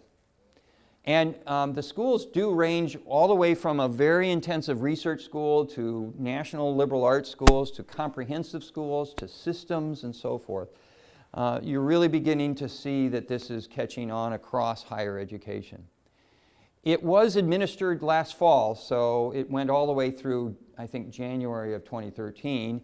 It was open to all full-time, non-administrative faculty, so that's tenure-track faculty, as well as non-tenure track faculty. Now, a little caveat on today's data. Coach originated this survey thinking how to measure satisfaction of just the tenure track faculty. So their expertise has really been in that area. Within the last year or year and a half, they've gone and created the survey and expanded it to non-tenure track faculty. But it's still very new to Coach, and they have not sent us the data from non-tenure track faculty here at RIT. So the data doesn't include the feedback that we got from non-tenure track faculty. As soon as we get that data and we put it in an easy-to-read format, we will share that with the campus in the same way. I'm expecting, generally speaking, that a lot of the same kinds of areas of strength and areas of concern are going to overlap with the non-tenure track faculty, but in different ways. And I think we will be looking at how do we dig a little deeper into the differences between those two categories in that regard. Now, there's another feature of the survey. I say the most important person on campus for helping us move forward as an institution really is the department chair. They are that liaison between the faculty and the administration, and they manage in a very challenging way sometimes the expectations of administration and the challenges of workload that the faculty have. So it's those department chairs that play such a critical role. I did want to call them out. I want to call out another group who has been extraordinarily helpful to looking at this coach data and helping us understand what's the best way to share it, and also taking next steps for implementing change. And that is a task force that we put together. Coach really recommended a task force to help in this process. It's led by Dr. Lynn Wild. You all know her. You also probably know Maureen Valentine, who is the Associate Dean in the College of Applied Science and Technology and also a co-PI on the Advanced Grant. Lori Clayton is the, Lori, tell me what your title is?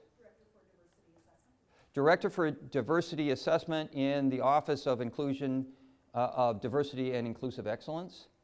Ellen Rosen from University News.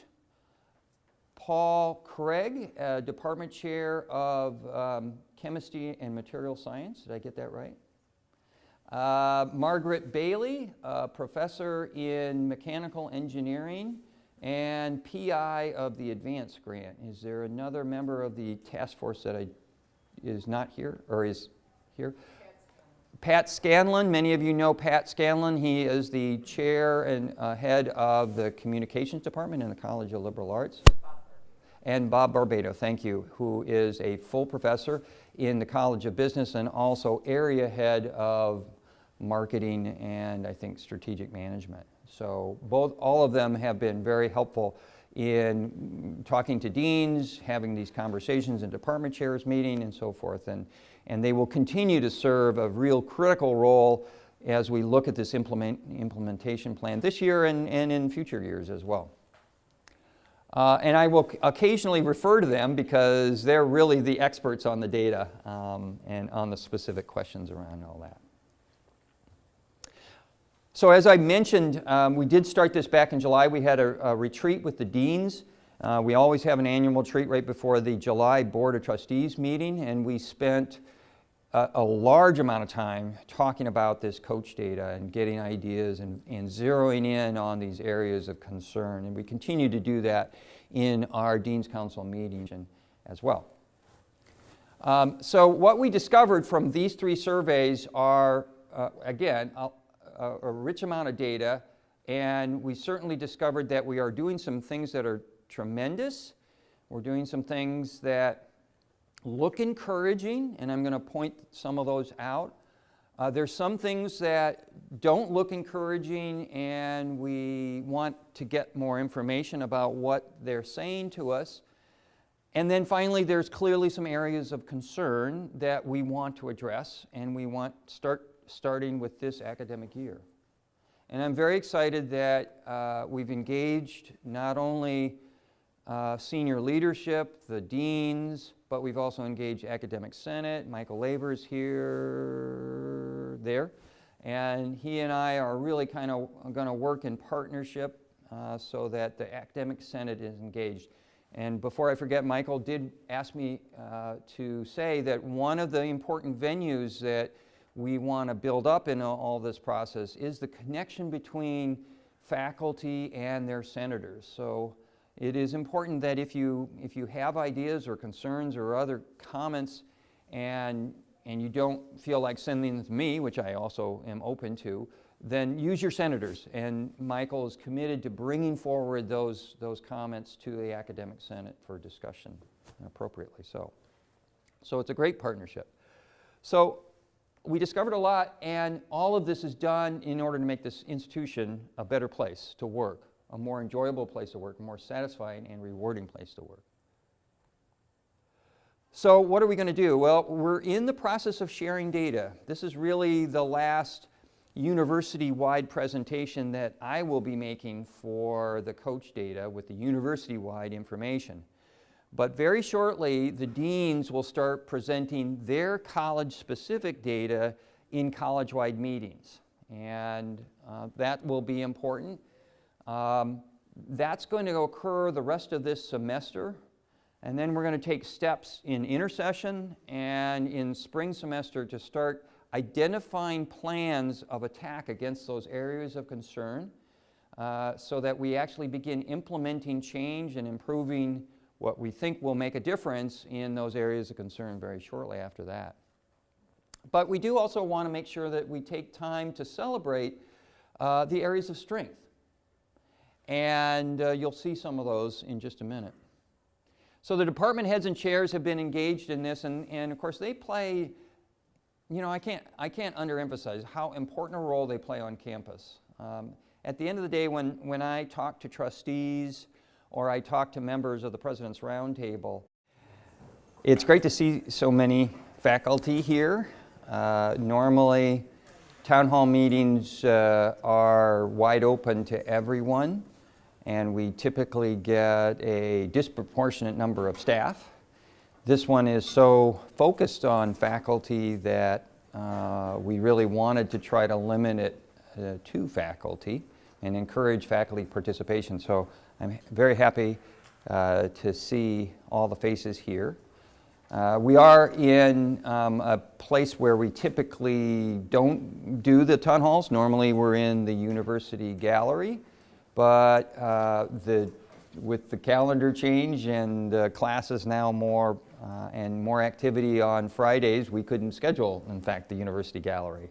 So things are a little more tighter on some of these days. Anyway, thanks for walking over here, and it was a beautiful day. I hope you enjoyed it, and it should still be beautiful for the walk home, walk back. I am very happy to make this presentation. We have been making this presentation to various groups since July in order to provoke a dialogue and discussion over what we now understand is some very rich and informative data that we gathered from the surveys that we asked you to fill out last year. And in particular, this one is geared for faculty So it is particularly relevant to the coach survey, the Harvard survey that we asked faculty to fill out in the early fall of 2012, right? So we'll talk about this, and we'll also have lots of opportunity to have a conversation. The data is rich, as I said, and we've tried to present the data so that it really focuses in on the issues and the various different subpopulations around that. So it doesn't have a lot of extraneous information, and we can really just zero in on the data. But it's still complex, and I do encourage questions along the way. So don't wait until the end. And there's still, I think, lots of coffee and some pastries back there. Feel free to get up, go back, replenish, and so forth. Okay, so let's get started. What's this all about? Well, first and foremost, this is about you all. And from the president's perspective and my perspective, faculty and staff are really the most important resource that we have to deliver